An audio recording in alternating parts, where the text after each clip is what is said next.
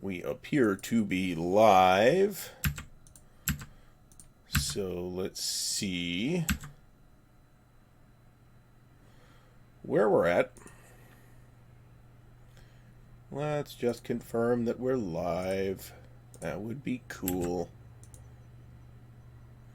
And here we have Twitch commercial. All right, so looks like we are indeed live. We're doing something new this week, and that is son of a bitch. I've got to fix this. Just a moment.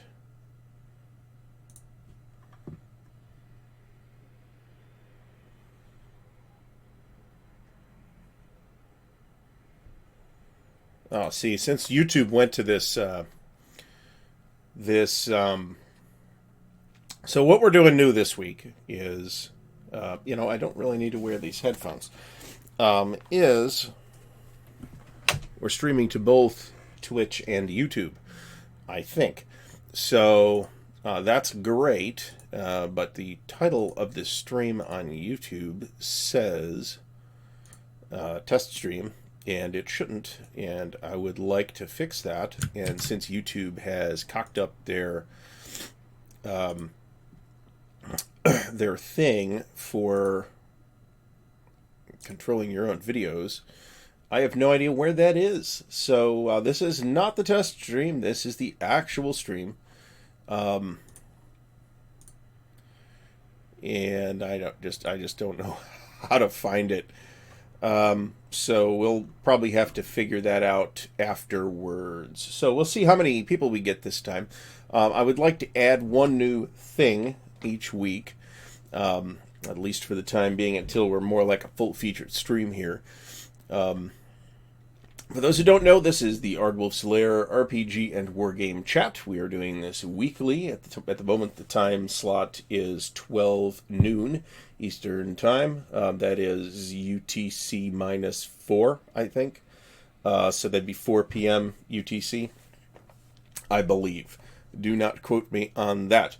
So, there is a couple of things coming to the channel. There's another unboxing video coming, I think, tomorrow, which would be Monday, or unwrapping in this case. There is a... we're actually in, I believe... Yes, we are actually in. Looks like we have an actual... Like somebody's actually chatting, I think, but... or somebody's actually in the stream watching. Welcome, if you that is an actual person and not one of the Twitter bots or the Restream bot or whatever. I'm doing this through Restream.io. It was pretty painless to set it up. We'll see how it works in the long run. There is a much better integration with various streaming services in the current version of Open Broadcaster than the OBS Studio now than there used to be. I'm going to continue for at least the next couple of minutes to blather here while I talk about how I find the friggin'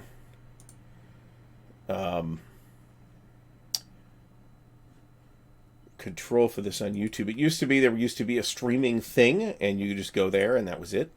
And I don't see that here, so no clue. So let's open this up. We need to delete this video.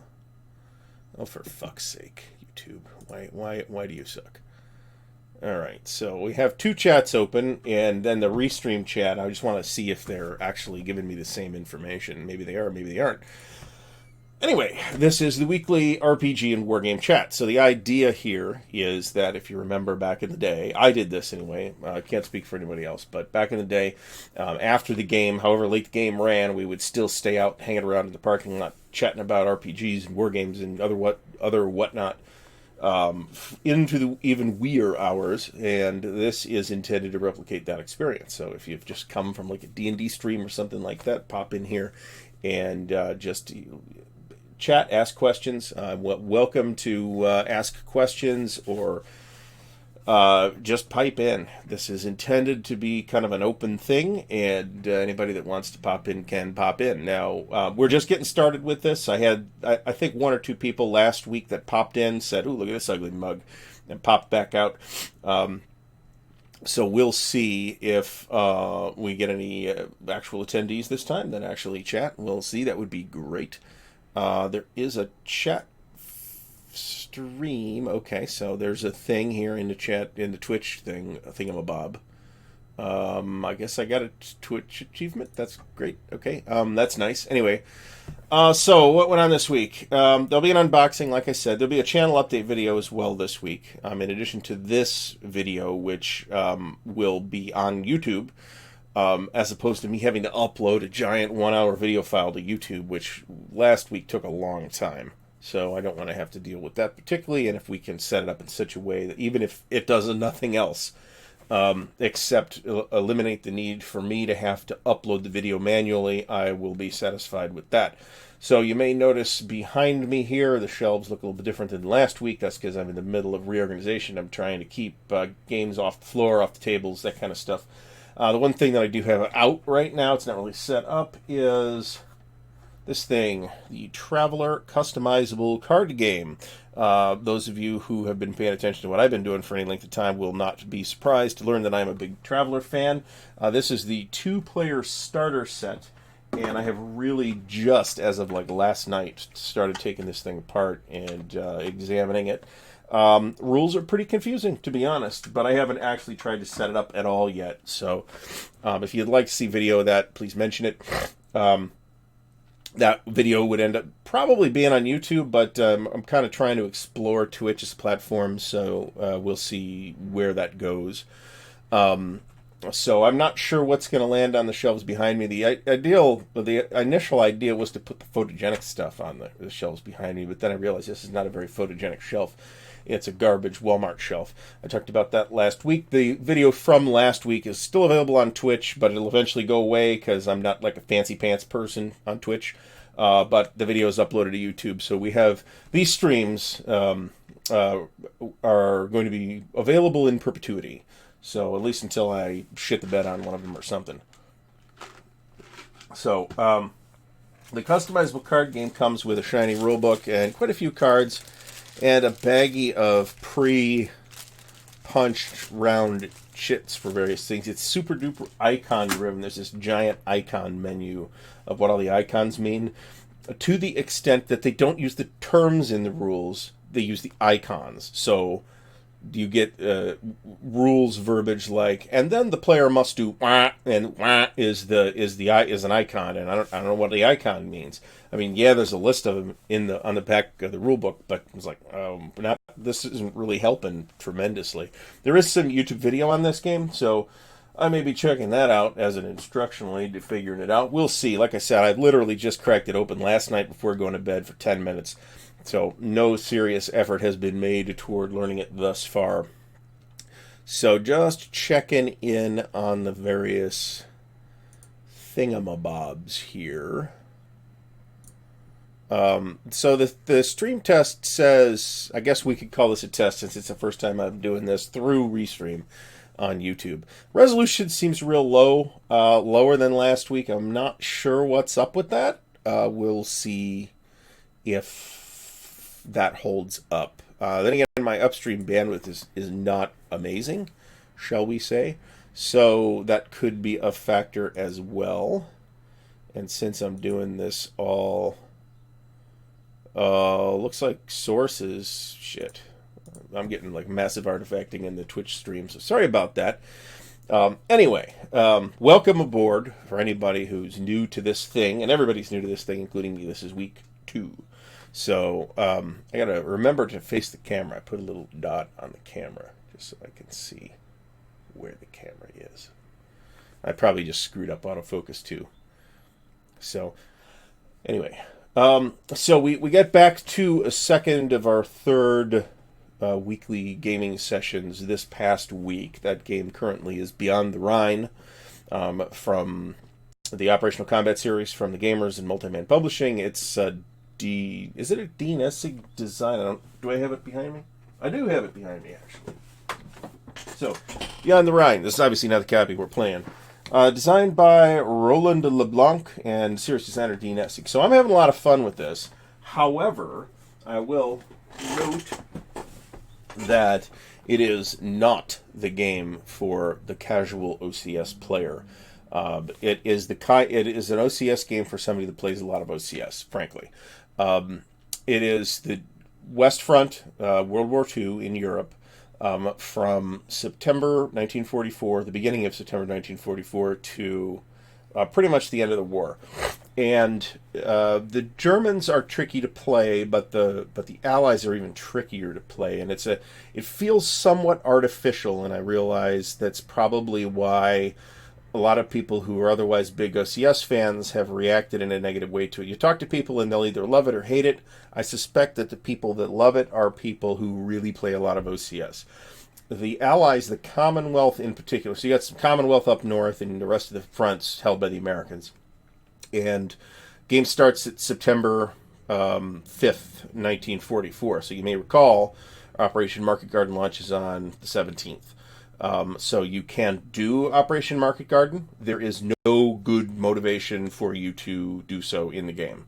It is very difficult. I mean, it should be difficult to pull off successfully, but you should also have some motivation to do it, or else then you'll never see it in the game. And you have to have basically perfect execution as the Commonwealth specifically, or you're never even going to fire it. In addition to that, the OCS airdrop rules are fine for a game in which the airdrop is not really a big part of the game. But at this particular time, when you have potentially two major largest airborne operations in history, literally Operation Market Garden and Operation Varsity, both occurred in this time frame on this front. The existing, basically unmodified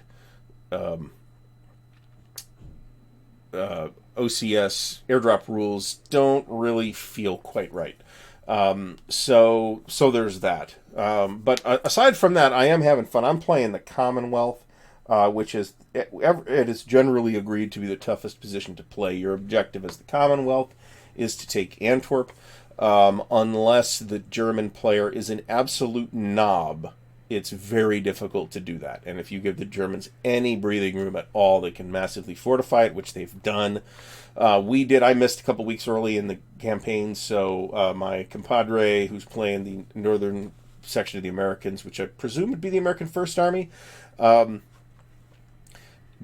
has took some Americans up there and tried to pound through, and we got across the canal, and then we just couldn't make it any farther. And the results of the German die rolling on the artillery barrages in particular has been horrendous. I believe the British alone have lost something like 3 full infantry divisions over the course, and we're in November now. 3 full infantry divisions, or their equivalent, to barrage losses.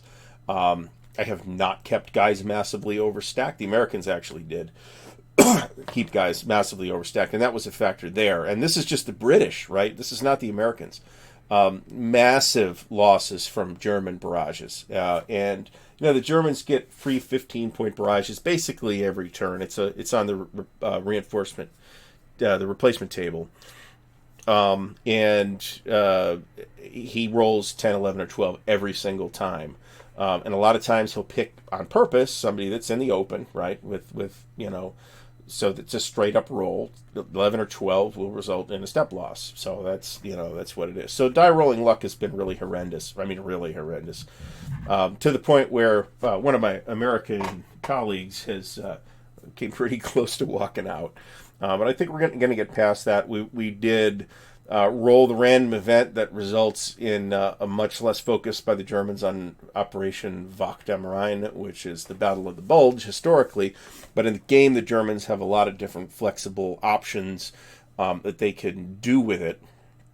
They don't have to launch it when or where it historically launched, but there's some motivation to wait as late as possible. You can launch it, I think, starting November 1st, but there's some motivation to wait because you have more time to build up for it.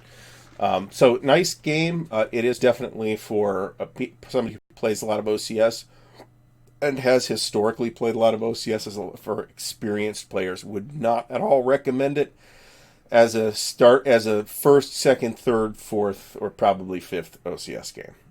It's one of the most challenging. It's the most challenging of the OCS games to play that I have seen. And there's one other thing that I have to check here. And I've played Case Blue, and that's pretty challenging, especially if you are playing the Soviets. I think there's generally been a historical trend in wargaming of, in the name of balance or otherwise, to favor the Germans somewhat. And while, there's never any question in Beyond the Rhine that the Germans will lose the war in the long run, I think it's pretty difficult, actually, to end up with a game situation that resembles the historical situation. Like I said, in order for that to happen, in the first 3 or 4 turns, the Allies have to have basically perfect execution, let alone trying to go for Arnhem. I mean, you're just trying to get Antwerp, which gives you massive supply penalties if you do not control the port of Antwerp, and it's a bitch.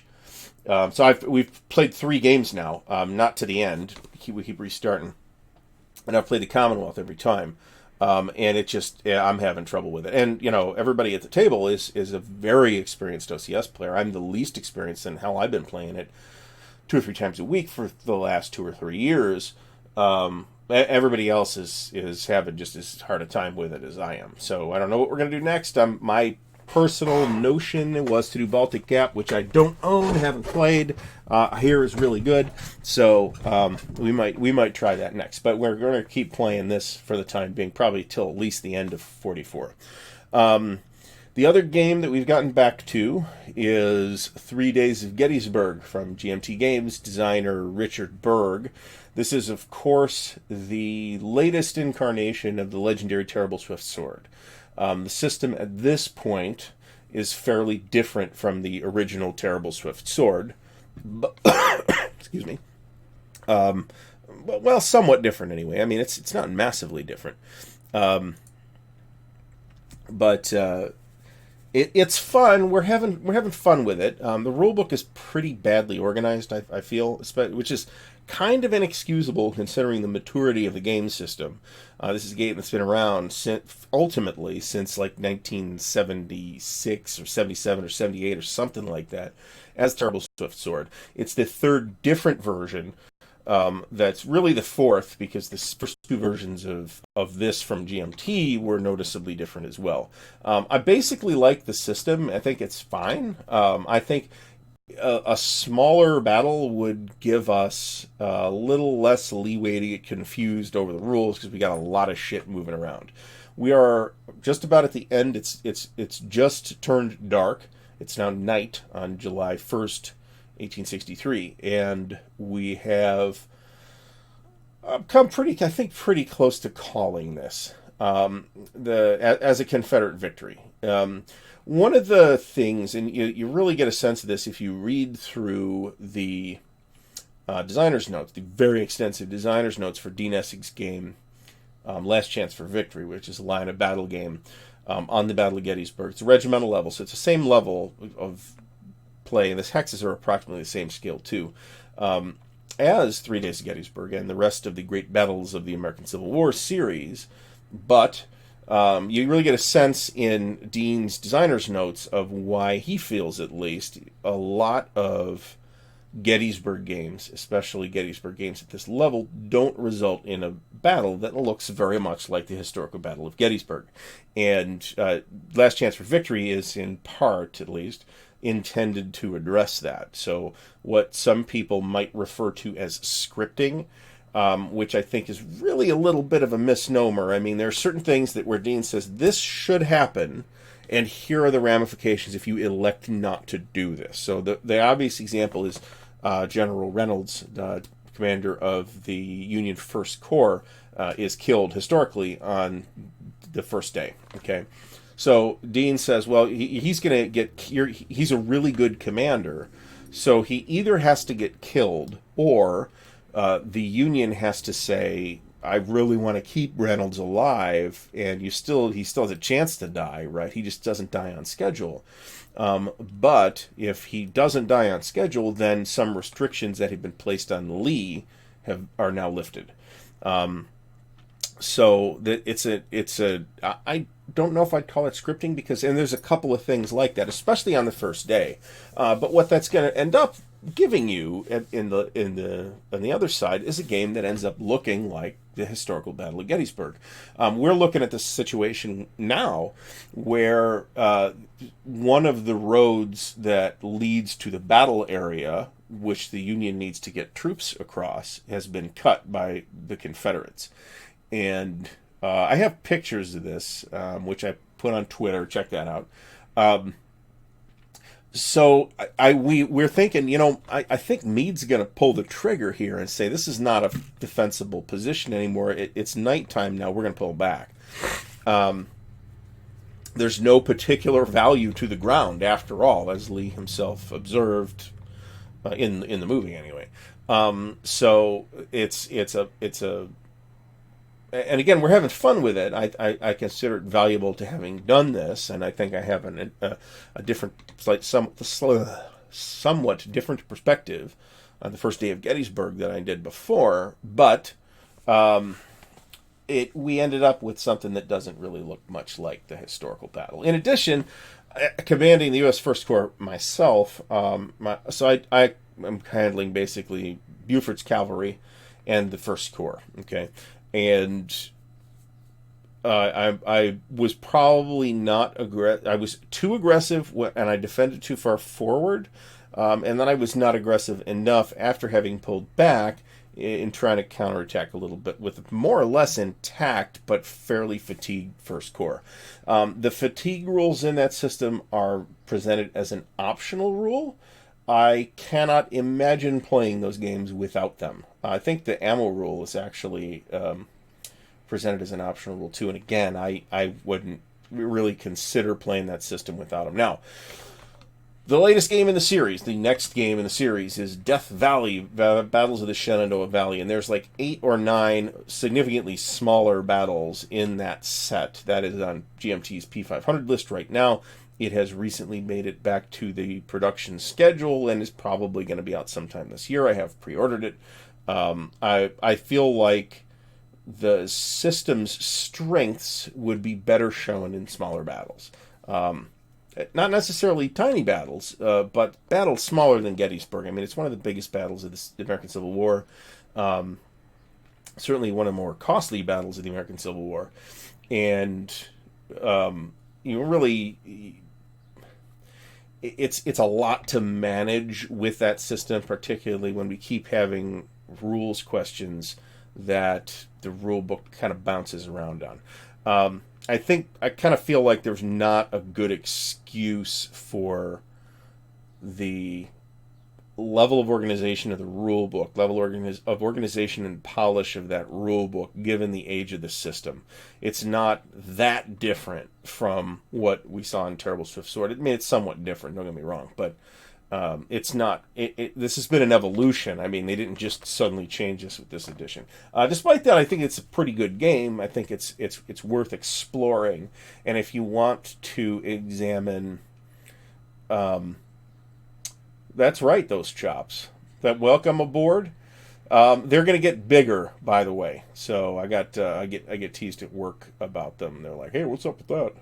But I tell them I'm joining a Civil War reenactors group, but nobody actually believes me. I'm actually not. So I just can't grow an actual beard, so you guys are going to get mutton chops. So so that's awesome. Thank you for saying something, because now I know that the chat works. So awesome. We're about 20 minutes in. We do have a topic today, which I'm going to get to in, I think, about 6 minutes. We're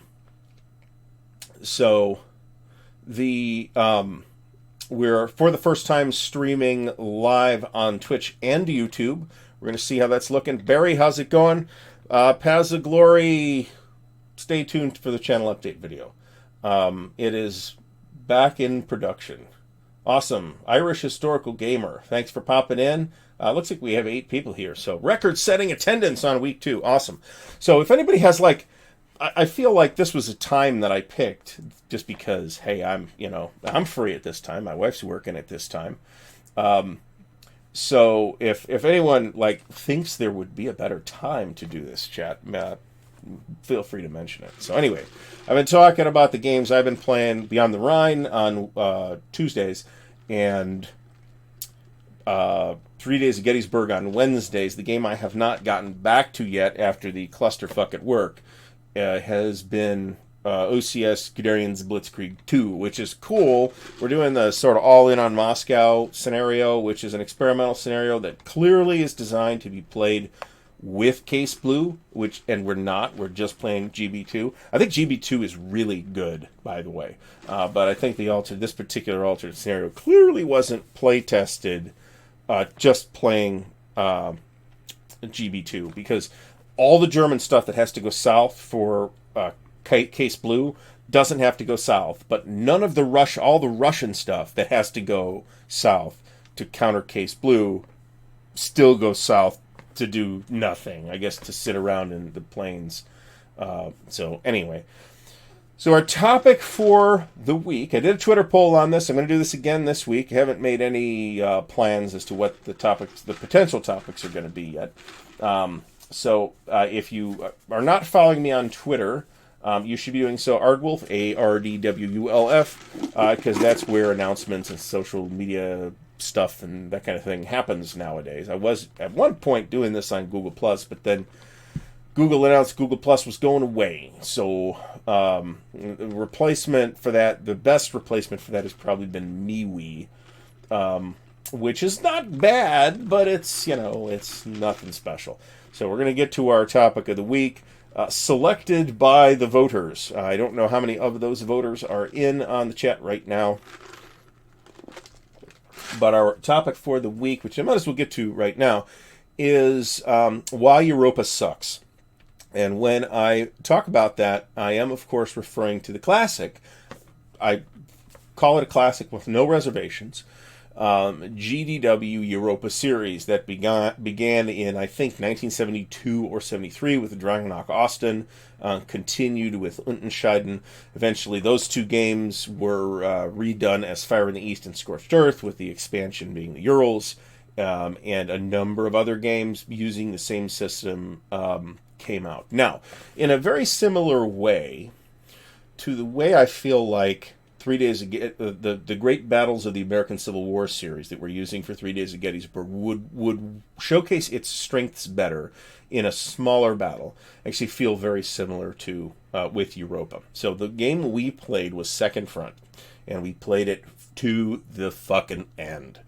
We played it from the invasion of Sicily in July 1943 to May 1945. And by the end of it, we were absolutely fucking done. It was a German victory on points because of some fucked up Allied amphibious losses, basically. Amphibious and airborne losses was actually the deciding factor. We had made good progress. We'd crossed the Rhine at that point. Not everywhere. There wasn't like a general German collapse or anything like that. But I picked, the provocative title because it's provocative. But the reason for that is I really felt like that system, and Second Front came out in like 2005 or something like that. Give or take 2 years, that's probably accurate. So it's a pretty recent. It was from Games Research and Design, the successor to GDW for Europa specifically. And the system, despite that it had come out in 2005, and despite the fact that a number of improvements and evolutions have been done to that system since the first games, man, it really shows its roots in a design that was done in 1972. It is creaky as fuck.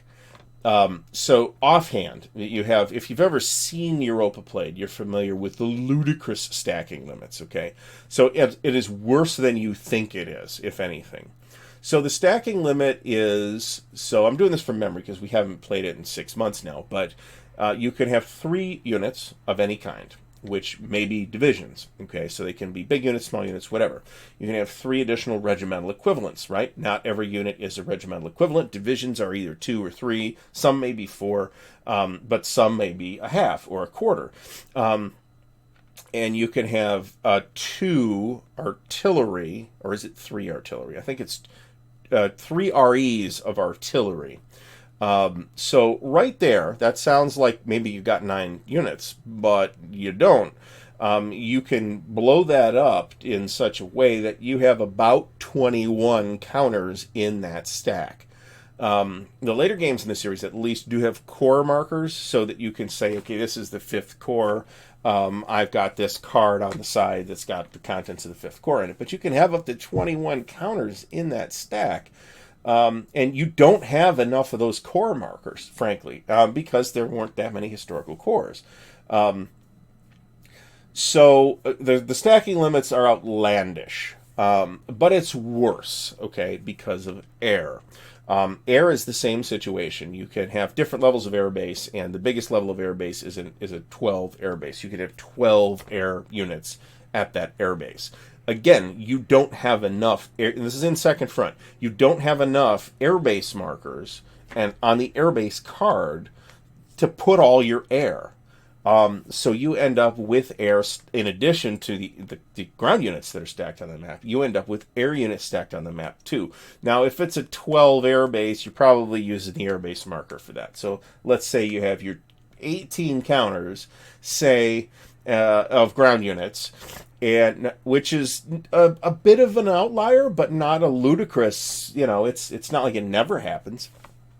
And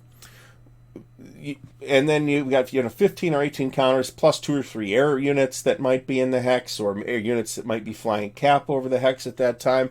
So the stacking limit is really unwieldy, okay? And I mean, the hexes are not like made to accommodate massive stacks. They're regular sized hexes.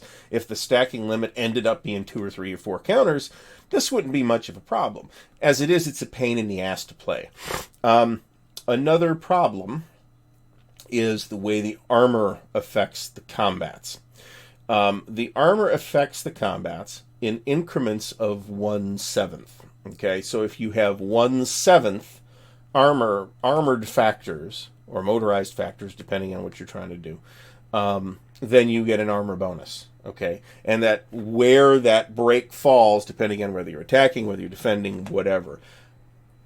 So I got 15 counters, 16 counters in the hex, so I got to sit there and figure out, well, do I have at least 1/7 armored? I mean, and if those are on the map, you got to take that stack apart. I mean, it's crazy. This is so again, in a large format game, if you're playing something small like Narvik or Marina Mercure or Case White, this is not going to be a huge factor. But in the big games where you have massive formations, either the big West Front game, Second Front, or somewhere on the East Front with Fire in the Eastern Scorched Earth, it's going to be very difficult to manage. There's a lot of fussy little rules. The Order Battle research looks very well done, to be honest, but it looks a little too well done in that they felt obliged to put in a lot of small units that really should have been just incorporated into larger units. Whether they, spent 2 weeks away at this post in Austria or not, it's difficult to deal with. The naval rules, I mean, you wouldn't necessarily expect this game to have great naval rules, but the naval rules are massively bloated, okay? I would expect a game like this. It's a ground combat game, right? I would expect a game like this to have fairly abstract naval rules, but it doesn't. You have like 5 naval movement. I've said, no, I'm not even dealing with this. I'm let the guy that knows the naval rules deal with this. There's like 5 naval movement phases. So there's basically, when you do the naval, there's like 5 separate sub-turns of naval movement with so many movement points. It's like, what? This is crazy. So you really have a lot of complexity for not much simulation yield, I think. It's not like it's so complex that you can't play it. It's not. It's playable. It's just shitty. So just not really worth your time. I mean, if you're an existing Europa player and you love Europa, by all means, go to town. I mean, there's people that don't like OCS for a variety of reasons that aren't necessarily invalid. I like OCS. I think OCS gives me less mechanical overhead for better simulation value. But maybe you're getting great results out of Europa, and if so, good for you. You can have it. So now, if I saw a copy of Fire in the East for $10 at a flea market, would I buy it? Sure. I might even keep it, but I don't feel like it's worth the expense or effort at this time to learn that system. And I haven't even brought up Total War. Okay, so the everything you need to play Total War is, despite the fiasco, which I'm not going to go into. Look it up on Board Game Geek if you're not familiar with the Total War. They were going to release Total War, which is going to be the new Fire in the East, and that was like 15 years ago or something like that, and it's still not out. And they keep the people who are responsible for publishing it are obviously lying, and everybody knows they're lying. And if they think that anybody is taking them at face value, they are idiots. And even if they don't, they're kind of incompetent anyway. But that's not even the problem. People have offered them giant pays, like, hey, you guys say you ran out of money for shipping. I'll pay for that. You just get it out. And they said no. So there's no game there. There's playtest rules in some state, but the game system dates back from 1972 and 1973. So of course there is. It's not a matter of there not being rules. They're not there. Those people are not there. There's no forward progress on that at all. Anyway, again, if you want to try the system out, Narvik is a good one. It's fairly small. It doesn't go for $1 million. Marina Mercur, which is the one down in the Balkans, that's an interesting subject. The Desert War ones. The Desert War might play okay. But you need either 3 volumes from the original series, Torch, Western Desert, and there's a third one.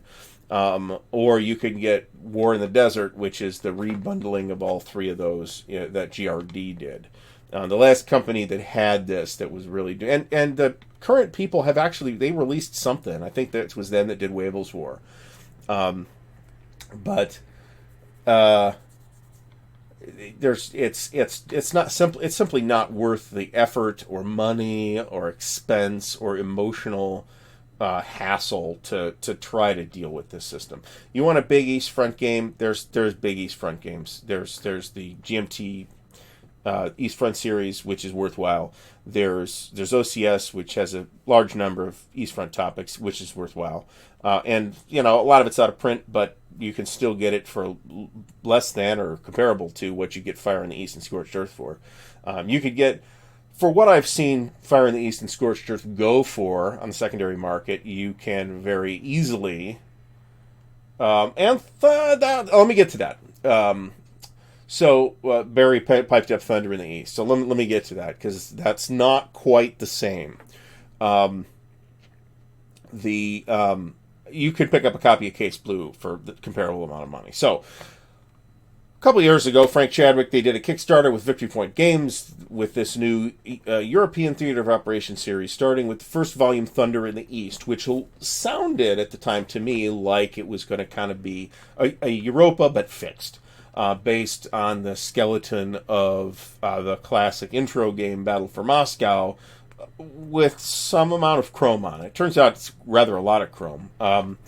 Depending on how you define chrome, I mean, they've really built that out into quite an edifice. Looking at the rules, I have fooled around with the playtest map. We saw it on the table at Winterfest in February in Sandusky. And the scale, it is quite a bit smaller than I expected it to be. The scale of it is not the same as that's another thing I want to talk about with Europa, actually. The scale of it is not the same, and it's not even that close.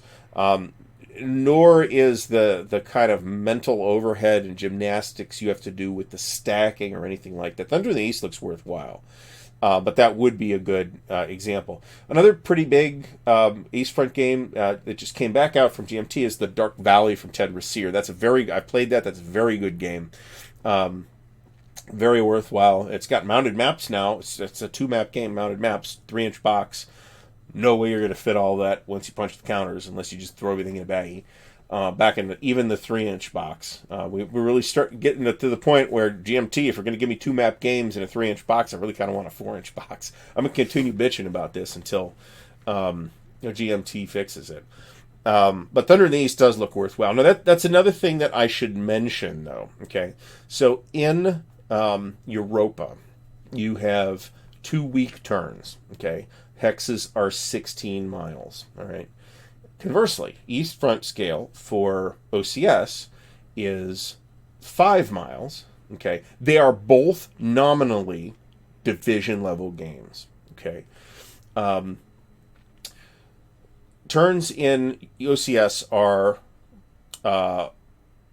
2 per week, so they're about 3 to 3.5 day turns, something like that, and 4.5 day turns, and the hexes are 5 miles across. Okay, and the unit scale, where they're division level games, but there's a lot of regiments, a lot of smaller units, even down to the company level in some cases in both games. And the stacking limit is fairly high in OCS too. 10 regimental equivalents. That could be a big stack. But think about this unit scale, which is about the same, and the hex scale, which in Europa is way larger. 16 miles to the hex. So that 5 mile hex, this is East Front OCS scale, by the way. The West Front's a little different. So if you have thinking about that, I mean, you'd have entire zones. The OCS West Front scale is, I think, 3.5 miles to the hex. So that's roughly 5 OCX hexes across. So think about taking all of the units that you have in 5 OCX hexes of that front and putting them all in the same hex. Okay. That hex, that unit hex versus hex scale in Europa is flatly broken. It flatly does not match. And that's why you have the crazy artificial stacking limits, because in order to get historical looking unit compositions, you need that, right? So in OCS, on the other hand, your stacking limit is 12 regimental equivalents, and some units may have as little as a quarter RE. But also in OCS, you have a motivation to not stack it to the absolute maximum in every hex. In Europa, there is no such motivation to do that. In fact, you are strongly motivated to stack as much shit as you can on the actual front line. Because if you don't, then you potentially leave yourself open to overruns, which is the one. Also, the CRT in Europa is fucking garbage. It's a D6 roll, but the average roll is at a penalty of anywhere from -2 to -7. It's absurd. If you're an attacker going into somewhat favorable defensive terrain, that is. This is the reality of what it was. It was like I could not arrange a situation that had a penalty on the die roll of less than -4 or more than -4. It was ludicrous.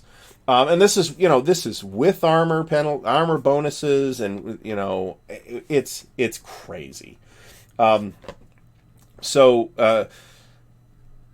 When I started playing, I had played a little bit of OCS, a very little bit of OCS when we started playing Second Front, and I really started to see in OCS how it was. And this is OCS 4.1 or 4.0 or something like that. How OCS was born as an effort to create a Europa-like game without the bullshit.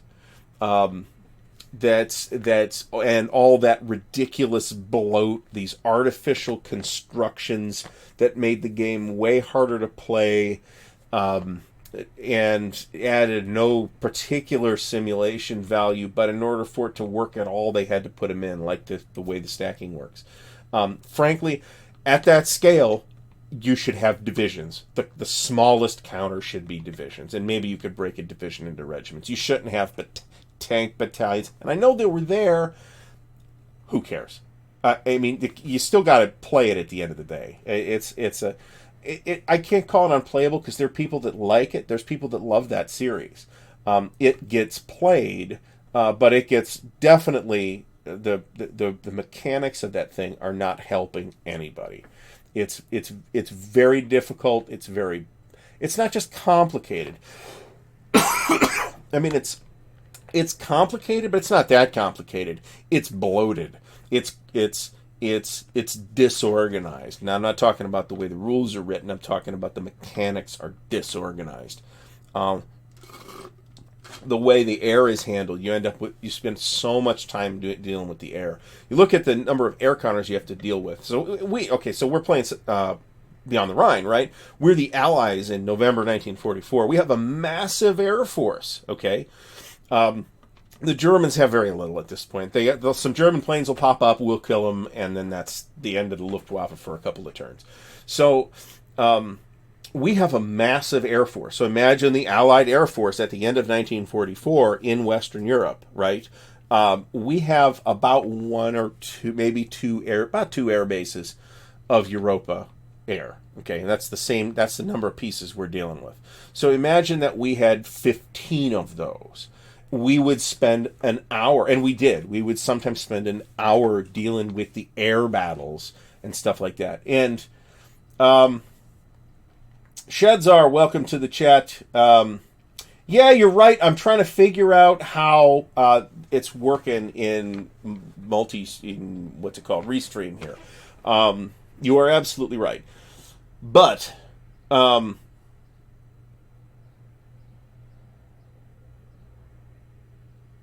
you're probably right about that. I should probably cut this to 30 FPS. I thought it was at 30 FPS. Apparently that's not the case. So I'll fix that. There's no way I can fix it now. I'm sorry about that without going offline and coming. Well, actually, hold on. I don't think I can. Stream. Output.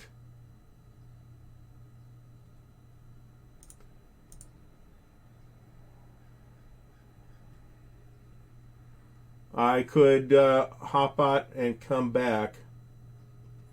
720p to 30. You're absolutely right about that.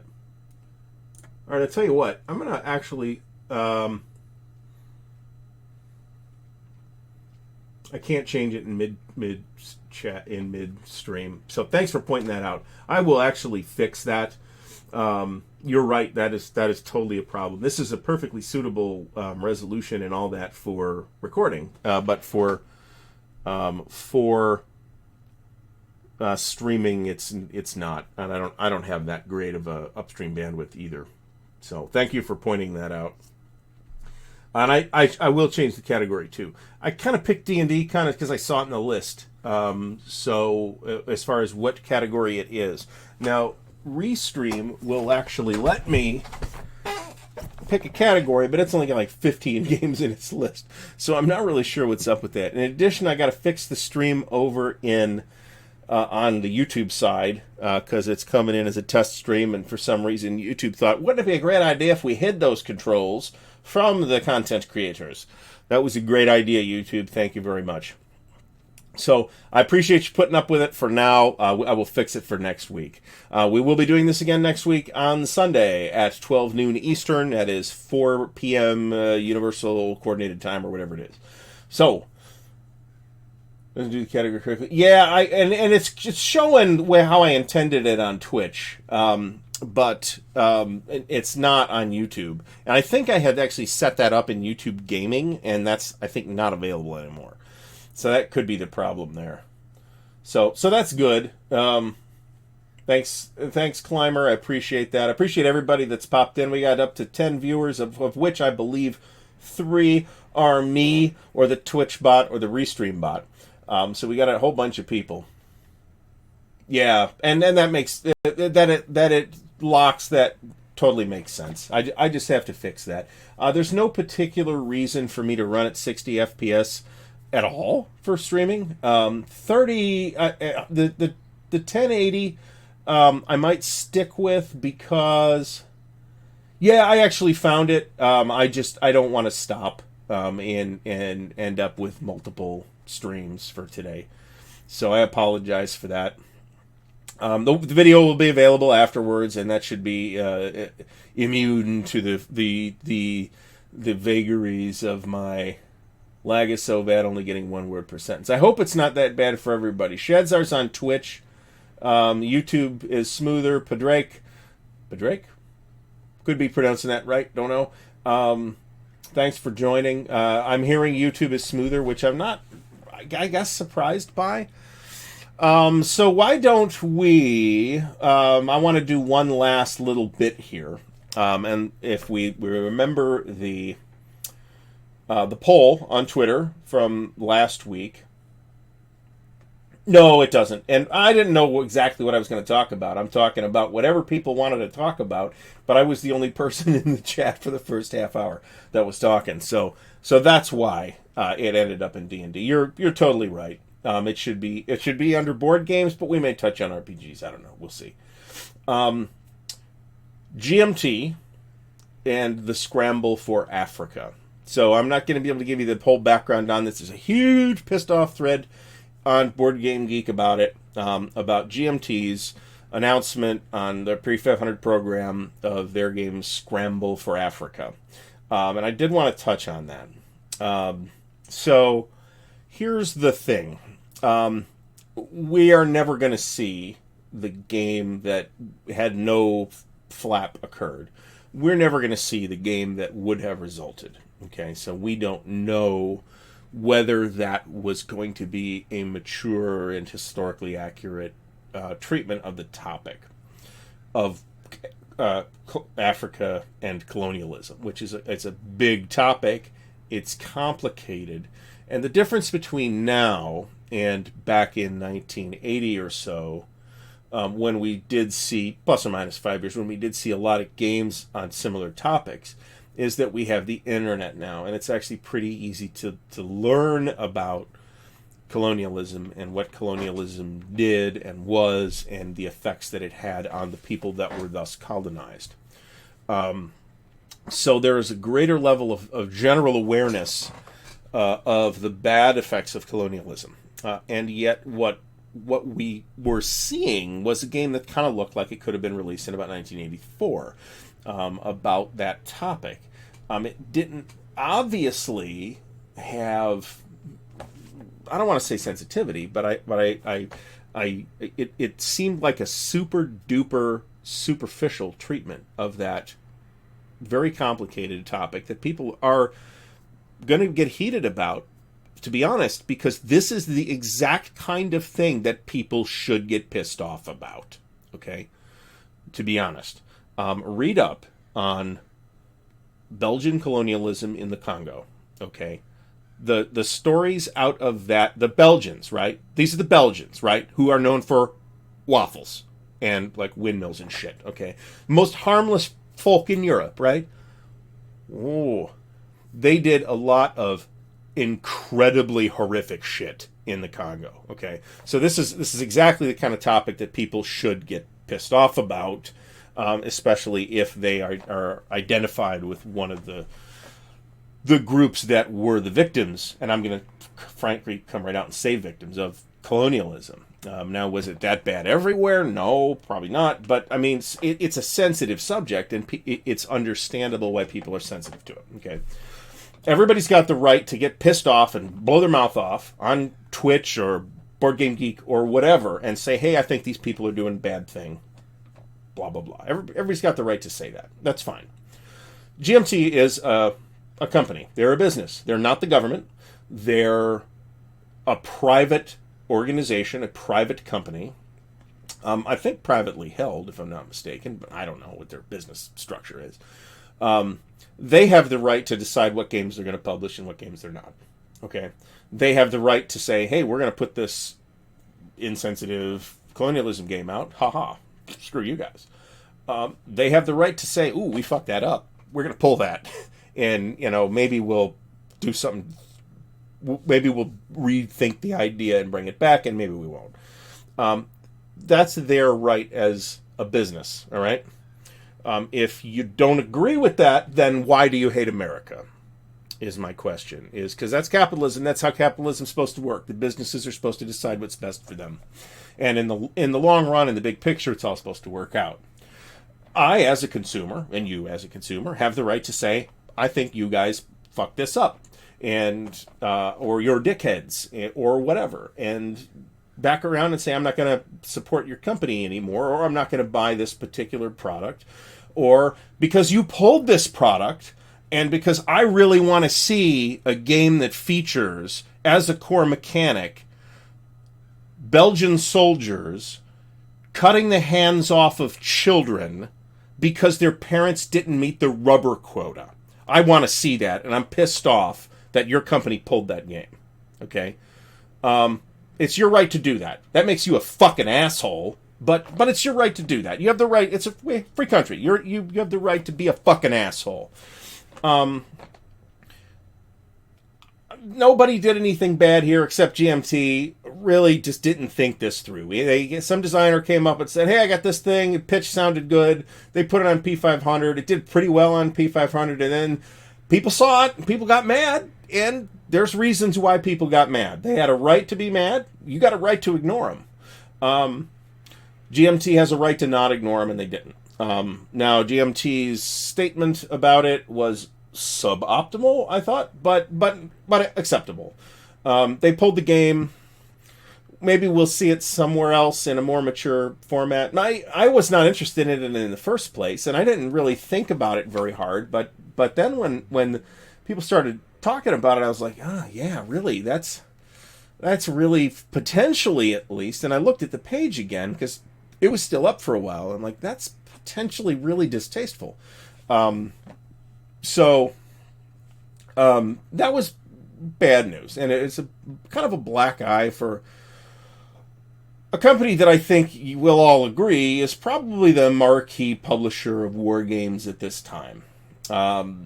They're the closest thing we have right now to an Avalon Hill that does Wargames, pretty hardcore Wargames, but also does crossover games too. And they're pretty big as wargame companies go. And you see everything you can see on the shelves behind me except a little bit of Multi-Man down in the corner here is GMT. And this is not all my GMT either. Shit's all over the place right now. So I love GMT. I wasn't going to buy Scramble for Africa anyway because it's not a subject that particularly interests me. And I say this as somebody that owns and really likes Swords of the Nile, which touches on a lot of the same types of things, right? Fundamentally, it's a game about exploiting Africa. But it's mechanically really good. And it was released in like 1982 or something like that. We didn't have the awareness. I had no idea about any of this in 1982. I was probably like, I'm not sure I had any opinion on colonialism in 1982 when I would have been like 11. So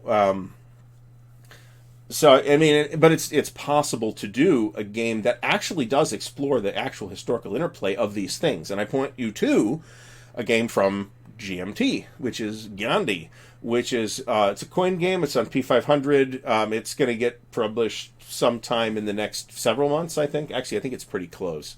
So sometime in the next 60 days or so.